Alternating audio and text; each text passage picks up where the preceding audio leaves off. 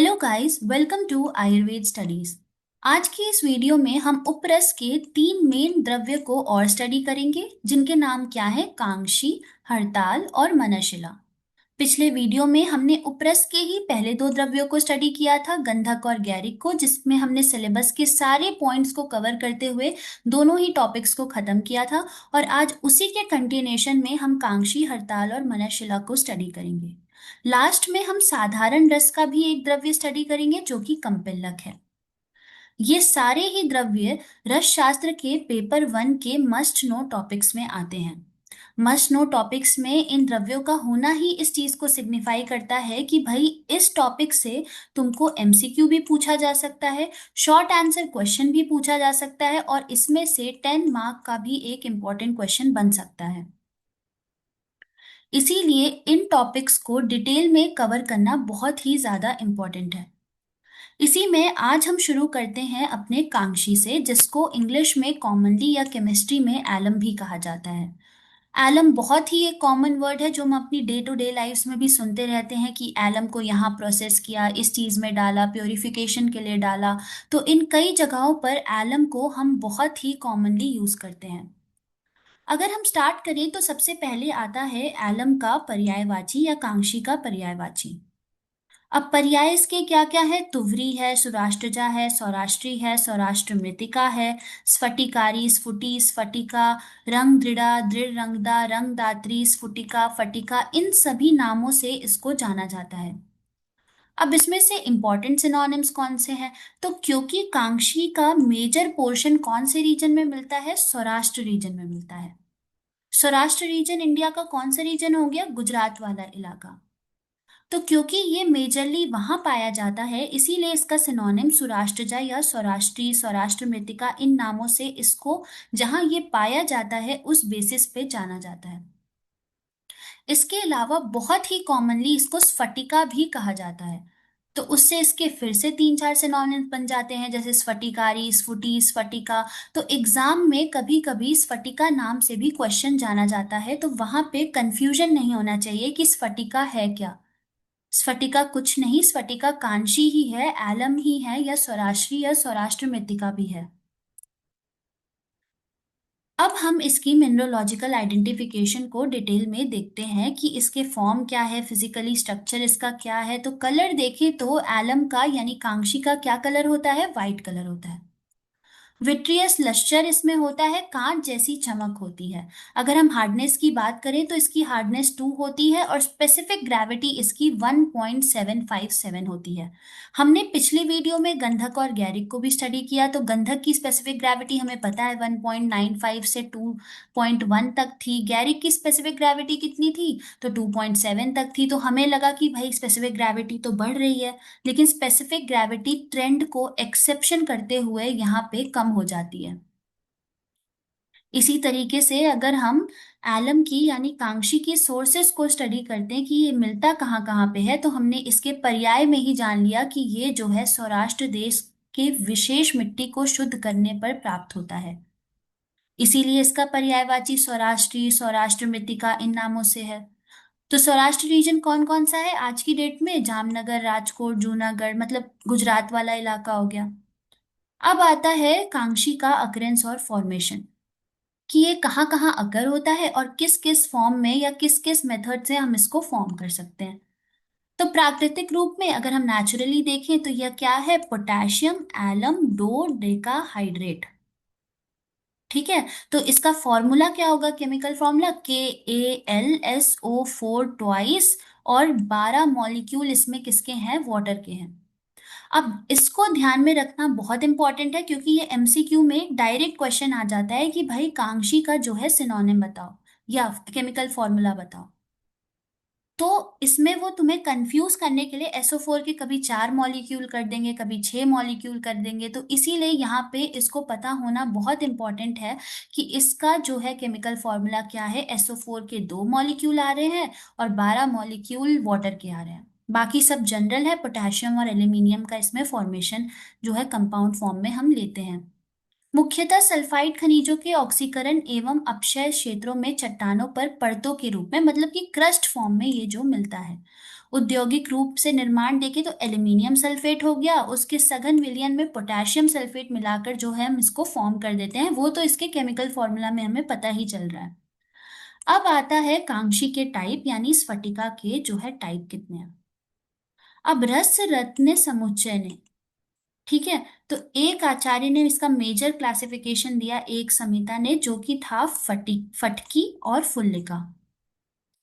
तो अगर तुम कांक्षी को कांक्षी ना नाम याद रखने से अच्छा स्फटिका से याद करोगे तो तुम्हें इजीली इसके टाइप्स भी याद हो जाएंगे।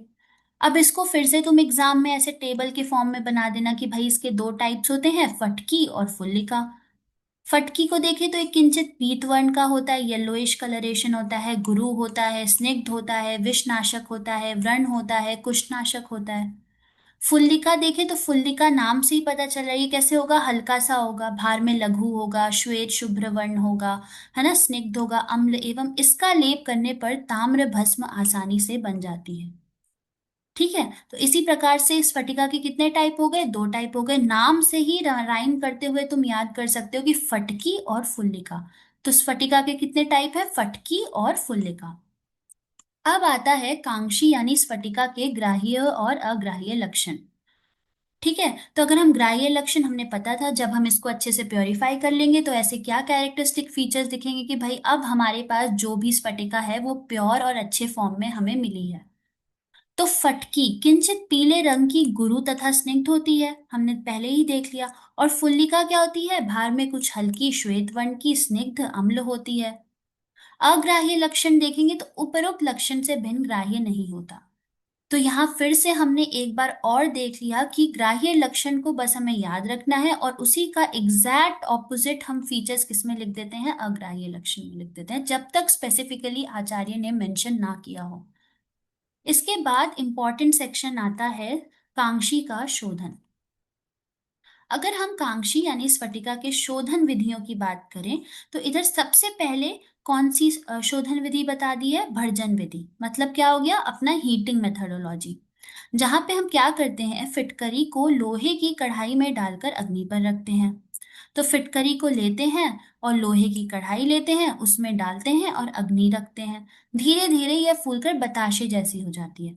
बताशे, आपने कॉमनली ये वर्ड सुना होगा, वाइट कलर के ऐसे फूले फूले बताशे होते हैं जिनको जनरली हम पानी के साथ खाते हैं।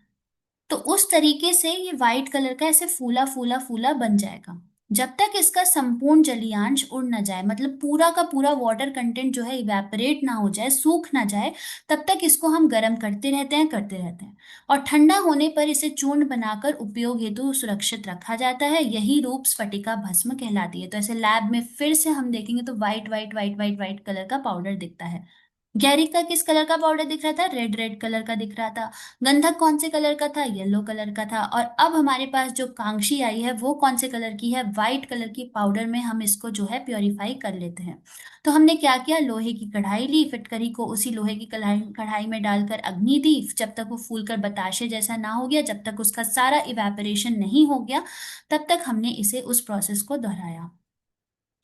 अब भाई हमारे पास एक दूसरी विधि भी आती है, जो कि कौन सी विधि है, कांक्षी विधि है। तो इसमें हमने क्या किया, फिटकरी को 3 दिन तक कांजी में डुबो कर रखा। ठीक है, कांजी हम अभ्रक में भी बनाए थे, कांजी वहां पे हम बहुत सारी प्रोसेसेस में कांजी का प्रयोग कर रहे थे। तो हमने यहाँ पे क्या किया भाई, फिटकरी ली, उसको 3 दिन तक कांजी में डुबो कर रख दिया। तो इससे क्या हो गया, उसका शोधन हो गया। अब इसी स्फटिका का, कांशी का, फिटकरी, इसको अलग अलग जो भी फेमस नाम से जाना जाता है, इसकी क्या मात्रा है, 2 से 4 रति तक इसकी मात्रा है। अब थोड़ा सा रिकॉल करने की कोशिश करें तो गैरिक की भी भाई यही मात्रा थी। ठीक है, 2 से 4 की, हम 2 से 4 लंच में सब गिनने लगते हैं, तो हमने फिटकरी की भी सेम मात्रा याद रखनी है कि 2 से 4 रति होती है। अब आता है फिटकरी का सत्वपातन, कि इसका सत्वपातन प्रोसीजर कैसे होगा। तो सत्वपातन की बात करें तो क्षार अम्ल से मर्दित कर धमन करने या गाय के पित्त की स्वभावना देकर धमन करने पर इसका सत्व प्राप्त हो जाता है। जनरली हम मेजरली देखें तो सत्वपातन में हम क्षार द्रव्यों का ही प्रयोग करते हैं। पिछली बार भी हमने यही किया था। यहाँ पे भी सत्वपातन में हम क्षार अम्ल का प्रयोग कर रहे हैं। अब आ जाता है फिटकरी यानी स्फटिका का मारण। स्फटिका को अग्नि पर फुला लेने से या लघु पुट देने से, पाक करने से इसकी श्वेत वर्ण की भस्म बन जाती है। तो इसका मारण हो गया। बहुत कॉम्प्लेक्स मारण नहीं है, गंधक गैरिक में तो मारण ही नहीं था, लेकिन यहाँ पे इसका मारण आ जाता है। कुछ नहीं करना, हमें बस इसे अग्नि पर फुलाना है और लघु पुट देने से इसकी व्हाइटिश कलर की जो है भस्म बन के रेडी हो जाती है। अब आता है प्रोबेबल फिजिको केमिकल चेंजेस। तो फिर से हम टेबल देख लेते हैं। पीएच 3.14 नोट किया गया। टोटल एश परसेंटेज कितनी हुई? 70.5% हुई। एसिड इनसॉल्युबल एश परसेंटेज 4% हो गई। तो इस तरीके से हम इसके फिजिको केमिकल चेंजेस को देखते हैं। अब सिलेबस का वही सेम पॉइंट आ जाता है, फिर से सेम इंपॉर्टेंस ऑफ टेम्परेचर। तो एक कॉमन पॉइंट हम सब में लिखेंगे कि टेम्परेचर को सही तरीके से मेंटेन करना बहुत इंपॉर्टेंट है। उसके बाद स्पेसिफिकली कांक्षी आलम की बात करें तो 92.5 डिग्री सेंटीग्रेड इसका मेल्टिंग पॉइंट होता है। अब इसमें इन्होंने क्या स्पेसिफिक मेंशन किया कि शोधन करते समय तीव्र अग्नि नहीं देनी चाहिए, कि मतलब ना तुम ज्यादा अग्नि दो ना तुम कम अग्नि दो, अन्यथा स्फटिका श्वेत वर्ण की ना होकर भूरी या राख जैसी हो जाती है। तो कभी तुम्हें किसी दुकान में किसी जब हम कोई भी कंपाउंड फॉर्मेशन कर रहे हैं तो अगर दिखेगी भूरी या राख जैसी कोई चीज है और उसको वो इंसान बोल रहा है कि ये स्फटिका है, तो वो स्फटिका नहीं है। इसका मतलब उसमें स्फटिका में ज्यादा टेम्परेचर ऑगमेंट होने की वजह से वह भूरी या राख जैसी हो गई है, which is not good and which is not appropriate. ठीक है। अब इसके बाद मध्यम तापमान पर धीरे धीरे गर्म गर्म करने से उत्तम गुण व युक्त शुद्ध स्फटिका हमें जो है प्राप्त हो जाती है। मतलब एक मीडियम टेम्परेचर जो है हमें मेंटेन करना है। इसके बाद आ जाते हैं स्फटिका, कांक्षी, एलम, फटिका के जो है योग। अगर हम योग की बात करें तो इसके 5 प्रमुख योग बताए हैं। शंख द्रव, एलिदामंत, शुभ्र भस्म, शंख द्रावक रस, चतुर्सुधादि रस। ठीक है, तो इन टाइप से इसके योगों का वर्णन किया गया है। अब आता है स्फटिका के रिसर्च अपडेट। स्टडी टाइप, इस पे कौन कौन सी स्टडीज की गई? तो पहली थी इन विट्रो परीक्षण, लैब बेस्ड स्टडी की गई, जिसमें MIC, MBC, FPC, agar well diffusion method से देखा गया कि क्या क्या हमें फाइंडिंग्स मिलती है। तो हमें क्या क्या ऑब्जर्वेशंस और रिजल्ट ऑब्टेन हुए? इसकी एंटी बैक्टीरियल एक्टिविटी के बारे में पता चला, इसकी एंटी फंगल एक्टिविटी के बारे में पता चला, और देखा गया अगर कंपैरिजन किया गया तो स्फटिका भस्म जो थी वो ज्यादा पोटेंट है दैन एलम। ठीक है। तो आफ्टर मारण the sphatika bhasma that is obtained to us is more potent than alum. भस्म की एंटी माइक्रोबियल एवं एंटी ऑक्सीडेंट गतिविधियां अधिक प्रभावशाली यानी कि अधिक अधिक सिग्निफिकेंट पाई जाती हैं। ठीक है, तो इसी हिसाब से हमने इसकी की फाइंडिंग्स को नोट किया। तो इसी हिसाब से हमारा कांक्षी जो है खत्म होता है। हमने इसके पर्यायवाची शब्द देखे जो कि इसके रीजन पे ही बेस्ड है। सौराष्ट्री, सौराष्ट्र मृत्तिका, और इसको स्फटिका, फटिका, ये सब नामों से जाना जाता है। रस रत्न समुच ने इसके 2 टाइप्स बताए, फटिका और फुल्लिका। इसके हमने शोधन, मारण और सत्वपातन को स्टडी किया। मेल्टिंग पॉइंट इसका मध्यम सा होता है 92 डिग्री सेंटीग्रेड की। मात्रा इसकी 2 से 4 रति होती है। तो इसी हिसाब से हमने कांक्षी को जो है खत्म किया। अब हमारे पास आज का नेक्स्ट ड्रग आ जाता है हड़ताल, जो कि उपरस का ही एक टाइप है और जिसको आम भाषा में हम क्या बोलते हैं? ऑर्पिमेंट बोलते हैं। मार्का का कलर हम यहाँ चेंज कर लेते हैं जिससे जो है हम डिटेल में और अच्छे से डिस्टिंग्विशेबली इससे पढ़ पाए। अब आता है हमारे पास हड़ताल। तो हड़ताल को हम और क्या बोलते हैं? ऑर्पिमेंट बोलते हैं। पर्यायवाची देखें तो इसको क्या बोलते हैं? हड़ताल से ही मिलता जुलता पर्यायवाची आ जाता है, हरिताल, ताल, तालक। तो ताल से ही क्या बन गया? ताल और तालक। हड़ताल से क्या पर्यायवाची बन गया? हरिताल। इसके अलावा अब इसको क्या बोलते हैं? नट भूषण बोलते हैं, नट मंडनक बोलते हैं, शैलभ भूषण बोलते हैं, विडालक, चित्रगन, पिंजर, आल, पीतनक, मल्लगंधज, खरजूर, वंगारी, विराल, गोदंत, इन सब नामों से इसे जाना जाता है। अगर हम मेन मेन सिनोनिम्स देखें तो हरिताल, तालक, नटभूषण, इन नामों से हम इसको जो है याद कर सकते हैं। आगे बढ़े और इसकी मिनरोलॉजिकल आइडेंटिफिकेशन को देखें तो हम देखते हैं कि ये लश्कर में पर्ली होता है। ठीक है, मतलब मोती जैसी इसकी चमक होती है। अब इसके पहले हमने क्या पढ़ा था? कांक्षी पढ़ी थी। कांक्षी में किस चीज की चमक थी? कांच जैसी चमक थी। इसमें कैसी चमक दिख रही है? मोती जैसी चमक दिख रही है। ट्रांसपेरेंसी, ट्रांसपेरेंट होता है। कलर क्या होता है इसका? ये याद रखने वाली चीज है कि ये किस कलर का होता है? Orange yellow to lemon yellow. इसीलिए हम यहाँ पे एक ऑरेंज कलर का मार्कर आपके लिए ले आते हैं, जिससे आपको याद रहे कि orange yellow to lemon yellow जो है इसका कलर होता है, मतलब नारंगी से पीला ऑरेंजिश कलर होता है। स्ट्रीक लाइट लेमन येलो होती है, टेनासिटी सेक्टाइल होती है, चाकू से काटा जा सकता है, मतलब ऐसे केक फॉर्म में आप इसे ऐसे काट सकते हो। क्लीवेज परफेक्ट होता है, हार्डनेस इसकी 1.5 to 2 होती है। स्पेसिफिक ग्रेविटी अननोइंगली एक्सेप्शनली इसकी बहुत ज्यादा है, तो ये ध्यान रखने वाली चीज है। स्पेसिफिक ग्रेविटी कितनी है? 3.49 है। इसके बाद अगर हम इसके सोर्सेस पे आए, तो इसको बताया गया, आचार्यों ने, साइंटिस्ट ने ये बताया, हड़ताल प्रायः विदेशों से ही भारत में आता है। मतलब it comes to India from foreign countries, ठीक है। मेजर फॉर्म में इटली और ईरान हड़ताल के प्रमुख उत्पादक देश है। मतलब हड़ताल यानी कि हम क्या बोल रहे थे इसको इंग्लिश में? ऑर्पीमेंट। कहाँ से आता है? इटली और ईरान से, आई से आता है।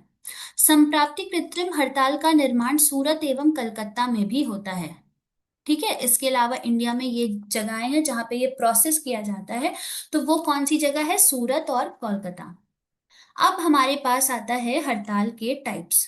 तो हड़ताल के कितने टाइप्स हैं? पत्र हड़ताल और पिंड हड़ताल। कितने टाइप्स हो गए? दो टाइप्स, दोनों पी से स्टार्ट हो रहे हैं, पत्र और पिंड, ठीक है। पत्र, अब देखो पत्र लिखना, हम पुराने जमाने में पत्र लिखते थे, लेटर्स लिखते थे, तो वो एक ज्यादा अच्छा मेथड है। तो इन दोनों में से हमारे पास उत्तम कौन सा हो गया? पत्र हड़ताल। तो ऐसे आप याद कर सकते हैं कि अमंग पत्र एंड पिंड हड़ताल, पत्र हड़ताल is considered more potent and more beneficial. अब आता है भाई हड़ताल का ग्राह्य और अग्राह्य लक्षण, ठीक है। तो ग्राह्य लक्षणों को देखो तो यहाँ पे एक टेबल फॉर्म में हमने बता दिया है कि रंग स्वर्ण वर्ण गोल्डन येलो कलर का जो होता है, मतलब वो ग्राह्य एंड इज मोर पोटेंट, जो कि कौन सा है? पत्र हड़ताल। हमने पहले ही बता दिया कि ये ज्यादा उत्तम है। गुण इसके गुरु स्निग्ध और चमकदार है। रचना पतले छोटे पत्रों से युक्त होता है। वो तो पत्र से नाम से ही पता चल रहा है कि it is found in sheets form. औषध उपयोग रसायनकारी हेतु श्रेष्ठ माना जाता है। अब अग्राही देखना, इसका एग्जैक्ट ऑपोजिट होगा, जो कि कौन सा है? पिंड हड़ताल है। तो रचना पत्र रहित है। अब ये पत्र हो गया तो इसका ऑपोजिट पत्र रहित होगा।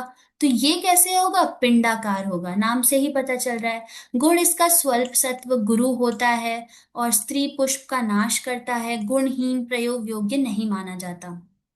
इसके बाद अगर हम जल्दी से हड़ताल की शोधन विधियां देखें, तो टोटल 3 शोधन विधियां अलग अलग टाइप से यहाँ बताई गई हैं। अगर हम पहले मेथड को देखें तो वो क्या है? कुष्मांड स्वरस, तिलशार जल या चूर्णोदक में डोला यंत्र विधि से स्वेदन करने पर ये जो है शुद्ध हो जाता है। तो किस चीज से? पहले तो ये याद रखना है कि हड़ताल का शोधन किससे करना है? स्वेदन विधि से करना है, ठीक है। उसके बाद यंत्र, अब स्वेदन के लिए कौन सा यंत्र यूज होता है? हमारे पास डोला यंत्र यूज होता है। अब हम उसमें ड्रग्स क्या क्या यूज करेंगे? तो कुष्मांड स्वरस यूज करेंगे, तिलशार जल यूज करेंगे, और क्या करेंगे? चूर्णोदक यूज करेंगे। इसके बाद दूसरा जो है हमारे पास मेथड क्या दिया है कि पत्र हड़ताल के टुकड़े कर उसमें 1/10 भाग शुद्ध टंकण मिलाकर नींबू स्वरस व कांजी से प्रक्षालन करें। तो पहले तुम पत्र हड़ताल लो। पत्र हड़ताल क्यों ले रहे हैं? क्योंकि वो उत्तम है। उसमें क्या मिलाओ? 1/10 जो है शुद्ध टंकण मिलाओ। उसके बाद नींबू स्वरस व कांजी से इसका प्रक्षालन करो, ठीक है। फिर चतुर्गुण वस्त्र की पोटली बनाकर चूर्णोदक कांजी कुष्मांड या शालमली स्वरस से एक दिन स्वेदन करो। मतलब लास्ट में तुम स्वेदन ही कर रहे हो, लेकिन उसके पहले उसकी पोटली बन रही है, उसके पहले उसमें स्वेदन विधि हो रही है। अगर हम तीसरा मेथड देखें तो वो है त्रिफला क्वाथ या तिल तेल में 12 घंटे डोला यंत्र स्वेदन से भी इसका शोधन जो है संभव हो जाता है, ठीक है। तो टोटल हमारे पास कितनी शोधन विधियां हो गई? अगर हम इसको ऐसे थोड़ा सा कंसाइज फॉर्म में करें तो 3 शोधन विधियां मेजरली हमें मिल गई। अगर आपको एग्जाम में एक या दो भी याद रहती हैं तो it is more than sufficient, ठीक है। जिसमें हम देखो तीनों ही विधि में क्या कर रहे हैं? स्वेदन, स्वेदन और स्वेदन कर रहे हैं, ठीक है। तो यहाँ पे हम स्वेदन कर रहे हैं, अलग अलग चीजों से कर रहे हैं, और थोड़ा सा मेथोडोलॉजी जो है अलग अलग है। अब आता है काम इसका हड़ताल का मारण। अगर हम हड़ताल के मारण की बात करें तो इसकी भी 3 विधियां बता दी, ठीक है। कि मारण मतलब हम भस्म को कैसे obtain करेंगे। तो पहले, सबसे पहले क्या बताया? शुद्ध हड़ताल में पलाश मूल त्वक का गाढ़ा क्वाथ मिलाकर 3 बार भावना दो, और फिर भैंस की मूत्र की भावना दें। फिर क्या करना है, चक्रिका बनाकर शराब संपुट में 12 पुट दें और इसी प्रकार से हमारे पास उत्तम भस्म प्राप्त हो जाती है। इसके अलावा शुद्ध हड़ताल को पुनर्नवा स्वरस में मर्दन कर चक्रिका बनाए। ठीक है, तो पहले तो हमने पलाश मूलत्व का गाढ़ा काट क्वाथ मिलाकर 3 बार भावना दी, फिर भैंस मूत्र की भावना दी, फिर चक्रिका बना के 12 बार पुट दिया। इसके बाद दूसरे में हम क्या कर रहे हैं, पुनर्नवा स्वरस में मर्दन करके चक्रिका बना रहे हैं। फिर ढककर यंत्र में 5 दिन तक अग्नि पाक दे रहे हैं। ठंडा होने पर हमें इसकी भस्म जो है अच्छे से प्राप्त हो जा रही है। तीसरा जो हमारे पास मेथड है वो है 5 तोला हड़ताल में अर्क दूध की भई तुम 10 बार भावना दे दो। फिर इसकी चक्रिका बनाओ, पलाश भस्म में रखकर 4 याम तक पाक करो और इससे तुम्हारी भस्म जो है रेडी हो जाती है। तो ये 3 मेथड हैं, एक दो मेथड भी आप याद कर लेंगे, जैसे शुद्ध हड़ताल में पलाश मूल त्वक का गाढ़ा क्वाथ। ठीक है, तो हड़ताल के टाइप्स भी पी से शुरू हो रहे थे और पलाश मूल त्वक इसका मारण भी पी से शुरू हो रहा है, तो ऐसे कुछ आप एक कोऑर्डिनेशन या कनेक्शन इसमें बना सकते हैं। ठीक है, अब आती है हड़ताल भस्म की परीक्षा, कि एक बार भस्म जब हमारे पास बन के तैयार हो गई तो अब हम उसको टेस्ट कैसे करेंगे। तो यदि अग्नि पर डालने पर धुआं ना निकले तो भस्म सिद्ध मानी जाती है। ये हमारे पास भस्म थी, इसमें हमने अग्नि डाली और धुआं नहीं निकला, इसका मतलब भस्म बन चुकी है। अगर धुआं आने पर मारण अपूर्ण समझा जाता है, अगर धुआं आ गया इसका मतलब मारण जो है अभी अच्छे से नहीं हुआ है। इसके बाद हड़ताल भस्म की मात्रा कितनी दी है, 4 रति तक दी है। ठीक है, तो अभी तक हम क्या ट्रेंड फॉलो करते आ रहे थे, 2 से 4, 2 से 4, अब आ रही 4 रति तक इसकी जो है मात्रा है। अनुपान इसमें क्या देते हैं, गुड़ूची कषाय, शहद और घृत आदि। अब आता है हड़ताल का सत्वपातन, कि इसका सत्वपातन किस मेथड से किया जाएगा। तो एक पल हड़ताल को अर्क दूध से भावना देकर सुखाएं, फिर 1 तोला तिल तेल मिलाकर मर्दन करें, कांच कुपी में भरकर बालुका यंत्र में 7 प्रहर तक पाक करें और ठंडा होने पर कुपी के तले श्वेत वर्ण का स्वत्व प्राप्त करें। तो पहले हमने एक पल क्या ले लिया, हड़ताल ले लिया और उसको अर्क दूध से उसकी भावना दी, उसको सुखा लिया, फिर 1 तोला तिल तेल देकर इसका मर्दन कर डाला और फिर कांच कुपी में भरकर बालुका यंत्र में कितने देर तक पाक किया, 7 प्रहर तक पाक किया। इसके बाद ठंडा होने पर कुपी के तले श्वेत वर्ण का सत्व जो है हमें प्राप्त हो जाता है, इसका मतलब सत्व पातन का जो प्रोसीजर है वो अब खत्म हो चुका है। इसके बाद जो नेक्स्ट टॉपिक हमारे पास हड़ताल में आता है वो ये है इसके प्रोबेबल फिजिको केमिकल चेंजेस। ठीक है, तो लॉस ऑन ड्राइंग परसेंट अशुद्ध हड़ताल में कितना देखा गया, 0.6%। अब ये एग्जैक्ट वैल्यू याद करने की कोई जरूरत नहीं है, बस एक एक मेजर एक एनालिसिस या ओवरव्यू पता चलना चाहिए कि अच्छा इतना ड्राइंग परसेंटेज हो रहा है, इतना ऐश वैल्यू परसेंटेज हो रहा है, तो इस हिसाब से मोटा मोटा पता होना चाहिए, बाकी ये अलग से नहीं पूछा जाता।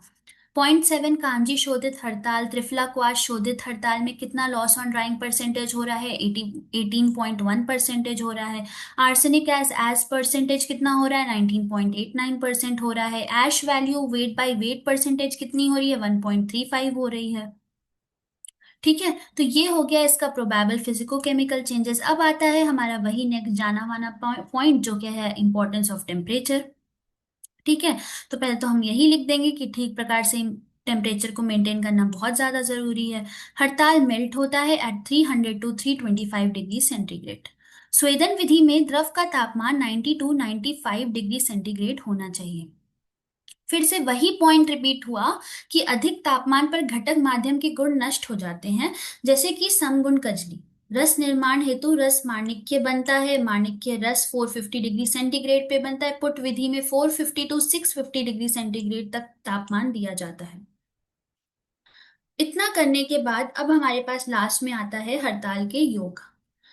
तो हड़ताल के क्या योग हैं, ताल इसका एक अच्छा सिनोनिम था, तो वही ताल से इसका एक योग बन जाता है, तालकेश्वर रस, ताल सिंदूर, नित्यानंद रस, वात गंजाकुश रस, समीर पन्नग रस, तो इस तरीके से इसके योग हो गए। अब आते हैं हड़ताल पे किए हुए रिसर्च अपडेट। ठीक है, तो वही नॉर्मल जो हमने तीन चार वर्ड्स याद किए थे वही यहाँ पे फिर से रिपीट कर देने। एक्सआरडी एनालिसिस किया गया, भावना और भस्म की प्रिपरेशन को देखा गया, तो भस्म यंत्र में फाइकस की छाल की भस्म का उपयोग कर भस्म तैयार की, तो ये एक इंपॉर्टेंट पॉइंट है। तो ficus religiosa bark decoction method जो है एमसीक्यू में ये वर्ड बार बार पूछा जा सकता है। उसके बाद एक स्टडी ये भी हुई जहां पे जो हमारे पास फाइनल भस्म बनी उसका हमने एनालिसिस किया, तो वो कितना था, 99.1 परसेंटेज थी। 10.28 इसकी acid and soluble ash weight by weight percentage थी। Sulphur content weight by weight percentage कितना था, 20.914% था। तो इसी हिसाब से हमारे पास जो है हड़ताल यहाँ पे जो है फिनिश होता है। अब हमने नोट किया होगा कि हमने जो है अपने उसमें कांक्षी पढ़ा, गैरिक पढ़ा, गंधक पढ़ा अभी तक, और हमने ये नोट किया कि भाई हड़ताल is a very long topic. ठीक है, इसमें आप उसका शोधन भी पढ़ते हैं, उसका मारण भी पढ़ते हैं, उसका सत्व पातन, उसके टाइप्स, टाइप्स के ग्राह्य अग्राह्य लक्षण, ठीक है, उसकी भस्म परीक्षा, भस्म को भी ठीक से कैसे प्रिपेयर करना है, उसकी अलग अलग विधियां, शोधन और मारण की भी इसमें तीन तीन मेथड्स दिए गए हैं। तो इसका मतलब हड़ताल जो है इंपॉर्टेंट है। मस्ट नो टॉपिक्स में भी ऐसे कोई द्रव्य हैं जो कि प्रीवियस ईयर क्वेश्चंस में बार बार रिपीट होते हैं, और उसमें से हड़ताल एक है। तो इसीलिए हड़ताल को डिटेल में करना, थोड़ा लॉन्ग फॉर्म में करना बहुत ही जरूरी है। टेबल फॉर्म में आप इसके टाइप्स को डिपिक्ट कर दें, इसके ग्राह्य अग्राह्य लक्षण जैसे हमने ऊपर टेबल बनाई वैसे कर दें, रिसर्च अपडेट लास्ट में डिटेल में पॉइंट वाइज उसको मेंशन कर दें पेपर में। तो इस तरीके से आपका आंसर जो है 10 मार्क्स का जो है कंप्लीट होता है। तो 10 में से आप 8 9 मार्क्स, 9.5 मार्क्स बहुत इजीली ऑब्टेन कर सकते हैं। इसके बाद आज हमारा जो है उप रस का लास्ट टॉपिक आता है जो कि है मनशिला। ठीक है, जिसको हम क्या बोलते हैं, रियल गर बोलते हैं। ठीक है, तो अगर हम मनशिला की बात करें तो मनशिला का पर्यायवाची क्या है, मनशिला से ही थोड़ा थोड़ा मिलता जुलता आ जाएगा रोगशिला, शिला, नेपालिका, मनोगुप्ता, मनोज्ञा, मनोधा, नागजीविका। तो इस हिसाब से मनशिला से ही आप इसके कुछ कुछ पर्यायवाची को जो है फॉर्म कर सकते हैं। अंग्रेजी में यानी इंग्लिश में से क्या कहा जाता है, तो इसे रियलगर या रेड आर्सेनिक नाम से जाना जाता है। ठीक है, तो यहीं से इसके कलर का थोड़ा थोड़ा अंदाजा हमें मिल रहा है कि ये रेड कलर का हो सकता है। केमिकल फॉर्मूले की बात करें तो AS2S2 जो है इसका जो है केमिकल फॉर्मूला होता है, जिसको क्या बोलते हैं, आर्सेनिक डाइसल्फाइड। तो this point has to be noted very carefully that the chemical formula of Manashila is AS2S2। ठीक है, इसके बाद आ जाता है मनशिला का मिनरलोजिकल आइडेंटिफिकेशन, जो कि क्या है, क्रिस्टल सिस्टम अगर इसको हम डिकोड करें तो मोनोक्लिनिक क्रिस्टल होता है, कलर रेड टू येलो होता है, स्ट्रीक इसकी रेड ऑरेंज होती है, लस्टर इसका रेजिनियस टू पर्ली माना जाता है, मतलब लाल राल समान से मोती जैसी इसकी चमक होती है। कांच जैसी चमक हमें किसमें मिल रही थी, कांशी, कांच, कांक्षी। ठीक है, फिर जिसमें चमक को डिस्टिंग्विश किया, कहीं मोती जैसी चमक, कहीं कांच जैसी चमक। तो यहाँ पे हमें इंपॉर्टेंट क्या दिख रहा है, राल समान सी मोती जैसी चमक जो है हमें ऑब्टेन होती है। इसके बाद मिनरोलॉजिकल आइडेंटिफिकेशन में हम आगे बढ़ते हैं, तो हमें क्या क्या पता चलता है, क्लीवेज इसकी गुड है, ट्विनिंग कॉन्टैक्ट ट्विन्स है, हार्डनेस 1.2 से वही अपनी जनरल कैटेगरी में फॉल कर रही है, स्पेसिफिक ग्रेविटी 3.5 से 3.56 है। थोड़ी सी ऊपर से फिर से एक्सेप्शन हो गया, इसका मतलब जो हम एक ट्रेंड बना रहे थे कि स्पेसिफिक ग्रेविटी इंक्रीज हुई थी, वो इंक्रीज हो रही थी, लेकिन कांक्षी में थोड़ा सा वो ट्रेंड ब्रेक हुआ और उसके बाद वो फिर से इंक्रीज होने लगी और फिर से थोड़ी सी जो है कम हो गई है। इसके बाद आता है हमारे पास मनशिला के सोर्सेस। ठीक है, तो मनशिला सामान्य रूप से लो टेम्परेचर हाइड्रोथर्मल वेन्स में पाई जाती है। यह मुख्य रूप से आर्सेनिक और एंटीमनी खनिजों के साथ जुड़ी होती है। ठीक है, ज्वालामुखी लावा प्रक्षेपण गर्म जल स्रोतों में भी पाई जाती है, मतलब it is mostly found in the hot temperature regions of the volcanic eruptions, या तो लो टेम्परेचर हाइड्रोथर्मल वेन्स में भी इट इज फाउंड। अक्सर ये निम्न खनिजों के साथ मिलती है। ठीक है, मतलब इन इन चीजों के साथ ये अधिकतर हमें पाई जाती है, जो कि क्या क्या है, हड़ताल एक तो खुद है, आर्सिनोलाइट वो तो हमने ऊपर ही बताया, एंटीमनी खनिजों के साथ मिलती है, कैल्साइट और बेराइट। मुख्य देशों की बात करें कि जहां हमें मनशिला अच्छे से मिलता है, तो वो है हंगरी, अमेरिका, चीन, चाइना, स्पेन। ठीक है। तो इन इन रीजन्स में देखो वॉल्केनिक इरप्शंस हमने पढ़ा था कि कौन कौन सी जगह पे मेजरली हो रहा है, अमेरिका, चीन, स्पेन, इन सब जगहों पे हो रहा है। तो उसी से आप इसको भी याद कर सकते हैं। अब आता है मनशिला के टाइप्स। तो अगर हम मनशिला के टाइप्स देखें तो रस रत्न समुच्चय ने इसके टाइप्स को बताया। कितने टाइप्स बताए? 3 टाइप्स बताए। तो एक तो ये याद रखना है कि रस रत्न समुच्चय ने बताया, और कितने बताए? 3 टाइप्स बताए। वो क्या क्या थे? श्यामांगी, कर्णवीरिका, खंडाख्य। ये तीनों ही वर्ड अच्छे से याद होना बहुत ही इंपॉर्टेंट है। ठीक है। तो मना, मन जो है किस में लगता है? साख में लगता है, मतलब शाख में लगता है। तो इस हिसाब से आप इसके एस, ए और के, 3 वर्ड से मतलब Shyamangi, Karnavirika, Khandakhya, in order of their ascending order या डिसेंडिंग ऑर्डर में, जिसमें इसकी क्वालिटीज को फाउंड किया जाता है। तो ऑर्डर वही है, श्यामांगी सबसे श्रेष्ठ है, कर्णवीरी का श्रेष्ठतर है, खंडाकी सर्वश्रेष्ठ है। तो हमने देख लिया असेंडिंग रूप में, मतलब हम नीचे जा रहे हैं तो इसकी क्वालिटीज जो है बढ़ती जा रही है, बढ़ती जा रही है।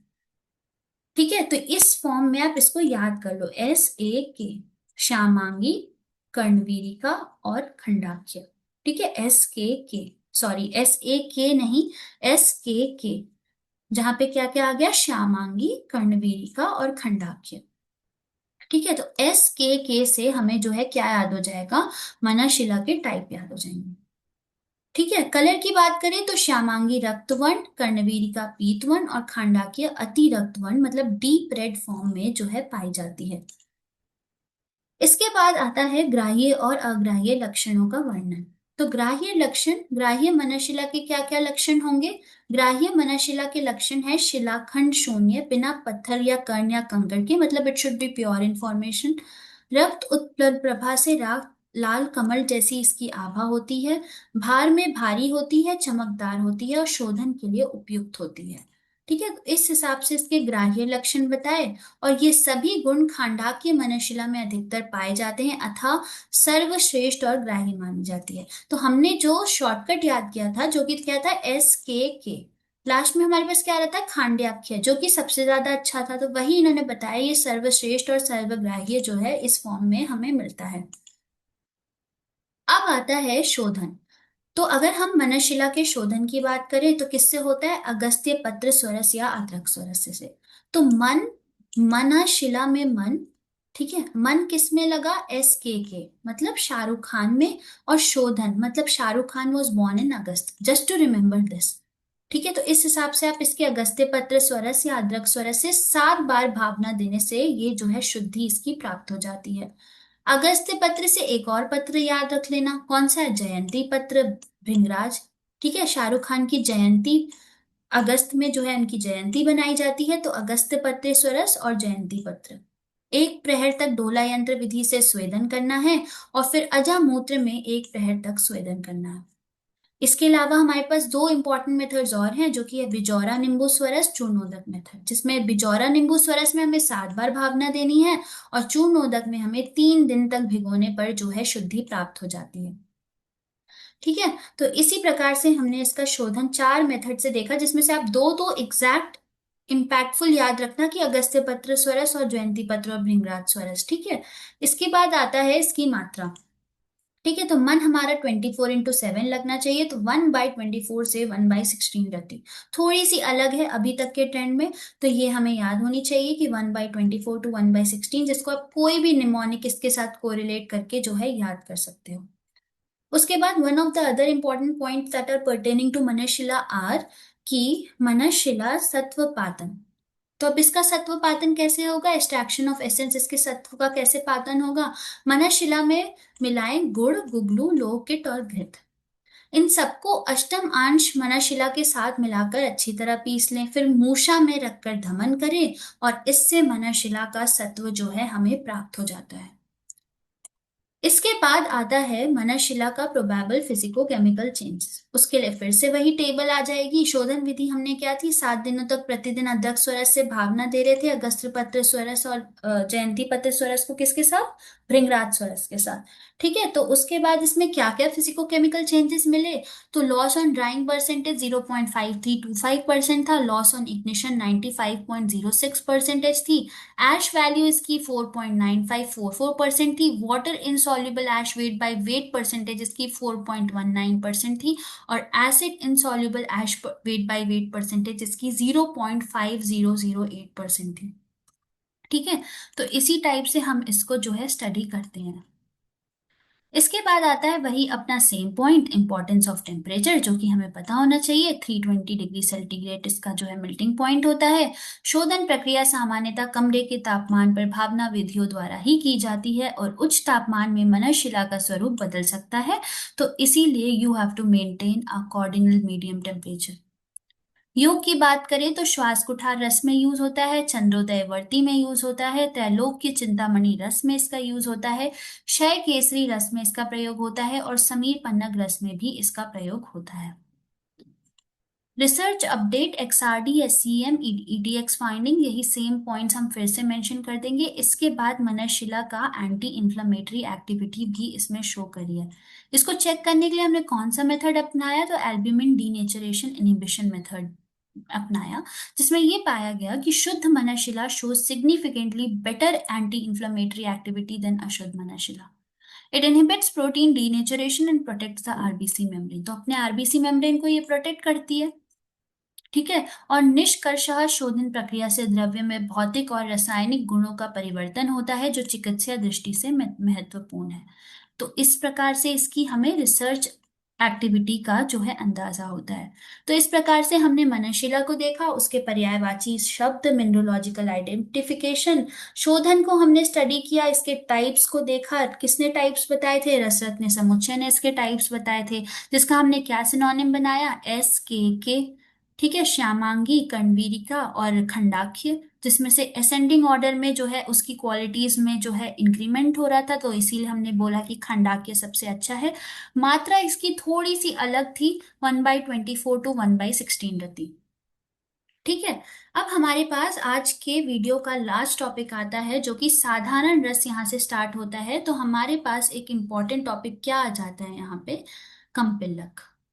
ठीक है, कंपिलक एक पेड़ है जो कि मेजरली हिमालयन रीजन्स में मिलता है। ठीक है, अगर आप कहीं पे ऋषिकेश और ये सब हरिद्वार घूमने जाएंगे, तो उन पहाड़ों पे आपको कहीं कहीं कंपिलक मिलता है, लाल लाल रंग के इसके फूल होते हैं, and it is very potent in action, तो दैट इज कंपिलक। और क्योंकि ये डीजी का एक प्लांट है, प्योरली एक प्लांट है, तो इसका बोटानिकल नेम हमारे पास क्या है, मैलोटस फिलिपिनेसिस।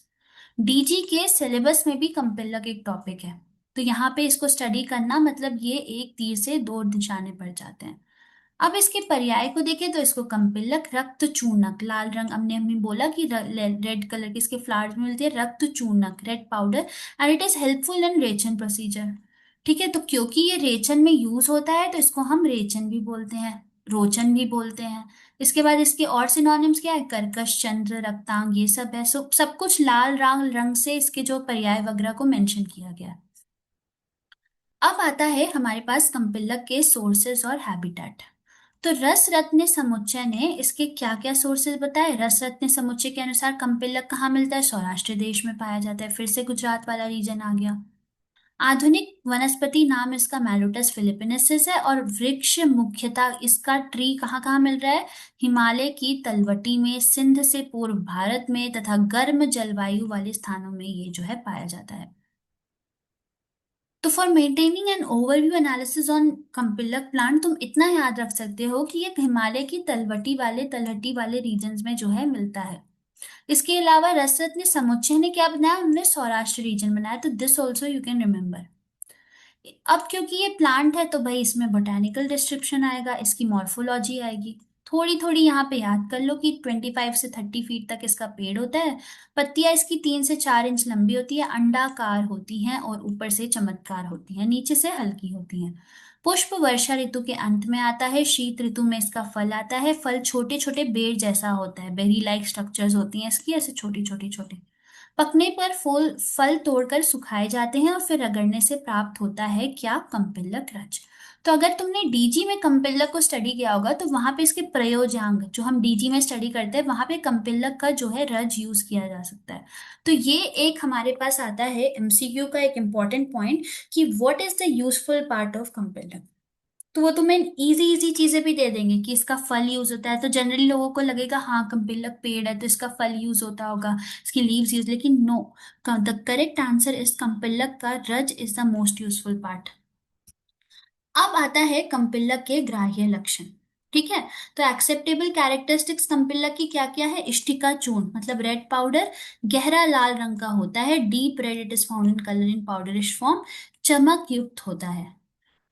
ठीक है, अब इस कंपिलक की हम परीक्षा कैसे करेंगे इसकी प्योरिटी की? तो वो हमारा जो है नेक्स्ट पॉइंट है जिसमें हम ठंडे जल में अविलेय, गर्म जल में अति अल्प विलेय होता है। ठीक है, इसके बाद जल में डालने पर ये पाउडर जैसा तैरता रहता है, मतलब दिस इज जल, जिसमें तुमने डाला ये पाउडर जैसा तैर रहा है, मतलब इट इज प्योर, और ठंडे जल में अविलेय होता है। अग्नि पर डालने पर बारूद की तरह विस्फोट करता है। ठीक है, दिस इज अग्नि, इसमें तुमने डाला, इसमें उसका विस्फोट हुआ। पानी में क्या कर रहा है? पानी में जस्ट तैर रहा है। गीली उंगली से कागज पर घिसने पर पीला रंग छोड़ता है। ठीक है, स्पर्श में मृदु होता है। अब आता है इसका एडल्ट्रेशन डिटेक्शन। तो इसी से तुम्हें पता चल रहा है कि कंपिलक is one of the important topic. ठीक है, कंपिलक का प्राकृतिक पाउडर बहुत हल्का और मृदु होता है। व्यापार में अधिक लाभ हेतु इसमें ईंट चूर्ण मिला जाता है। तो हमने पढ़ा क्योंकि इसके रेड कलर का पाउडर होता है ना, यहाँ पे रेड बना देती हूँ जिससे आपको याद रहे, रेड कलर का पाउडर होता है, तो इसमें लोग ईंट का चूर्ण मिला देते हैं जैसे उसमें रेड चिली पाउडर में करते हैं उसके एडल्ट्रेशन में। तो ईंट का चूर्ण मिलाने से वो ऐसा लगता है कि अम्पिलक का पाउडर है, लेकिन वो एक्चुअली में एडल्ट्रेटेड होता है। मिलावटी कंपिलक स्पर्श में कठिन, रूक्ष और भारी माना जाता है।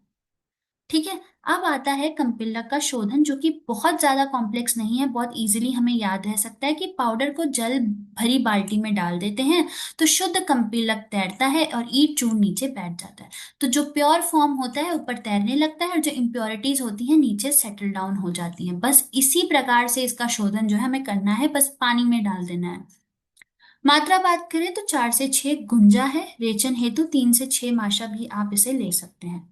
कंपिलक की प्रमुख योग की बात करें तो कंपिलक मलहर, कृमि घातिनी, घुटिका, त्रिफला आदि घृत, इस सब में भी इसका प्रयोग जो है हम अच्छे रूप से करते हैं।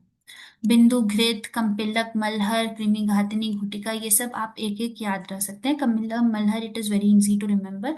ठीक है, इसके बाद आते हैं लास्ट में केमिकल या रिसर्च एनालिसिस अपडेट्स ऑन कंपिलक। साइंटिफिक ओवरव्यू की बात करें तो Mellotus philippinesis is a medicinal plant mostly found in the Indian subcontinent, especially in the central ecoregions। ये तो हमने देख ही लिया। यह पौधा लुप्त प्राय है, that is it is one of the endangered species, मतलब it is not found very commonly. ठीक है, कि आपको ऐसे चलते फिरते जो है कंपिलक दिख गया।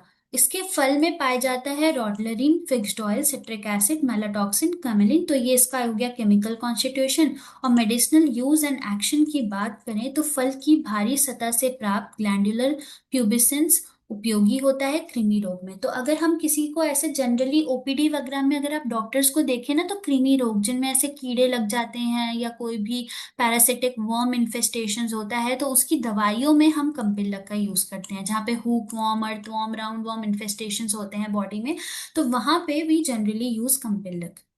इसीलिए हम कहते हैं ये एंटी हेलमिंथक, मतलब कृमिघ्न प्रभाव मुख्यतः होता है रॉटलरिन एवं आइसोरॉटलरिन के कारण। ठीक है, तो इसी प्रकार से आज की हमने इस वीडियो में ज्यादा चीजें कवर की हैं। तो हमने क्या क्या कवर किया उसको एक बार ओवरव्यू ले लेते हैं जिससे आपको लर्न करने में जो है इजी रहे। तो हमने उपरस के जो है 3 द्रव्य को यहाँ स्टडी किया, कांक्षी, हड़ताल और मनशिला। और लास्ट में हमने अपना साधारण रस भी यहीं से शुरू कर दिया जो कि था कंपिलक।